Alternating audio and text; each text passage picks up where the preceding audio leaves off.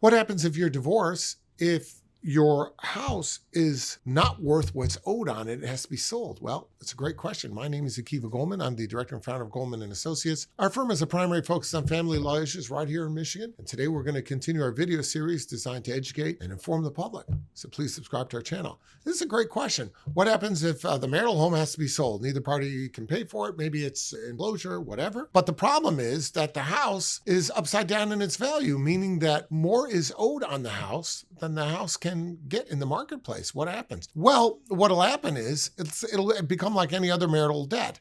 That is to say, there'll be a deficiency judgment. You sell the house for $100,000 because that's all you can get from the marketplace, but you owe $130,000.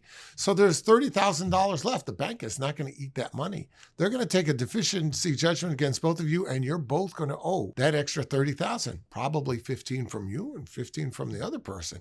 So that's how it's going to work. Now, it's possible that that's just a question of the marketplace. It's possible that a year or two down the road, the value may go up so that you're not upside down in the house. And if that's the case, then it might strategically make more sense for one person, if they can afford it, to keep the house and let the market settle down a little bit. Oftentimes, though, people don't have that option because they're facing foreclosure and the bank is going to take away the house and all these reasons. That may not be practical. If it's practical, I would always say wait it out and don't take the loss. But sometimes the situation simply doesn't provide for it. Every now and then, the bank can, forgive the excess. That does happen every now and then, where the bank, it happened a lot during the mortgage meltdown, where a lot of homes were underwater and the bank was agreeing in lieu of a foreclosure that if you turned it over to them so they didn't have to kick you out and you didn't destroy the house, you left it broom clean, they would agree to forgive any shortfall. Every now and then that happened. Remember one thing though, it is possible you need to speak to your lawyer and your accountant about this because the forgiveness of that shortfall may be a taxable event. In other words, if the bank forgives you the $20,000 or $30,000 extra that you would have owed and doesn't hold you responsible to pay it, that may constitute a $30,000 windfall on which you must pay taxes. So you got to double check that. If you have any questions about your case though, reach out and we'll be glad to help you out. 248-588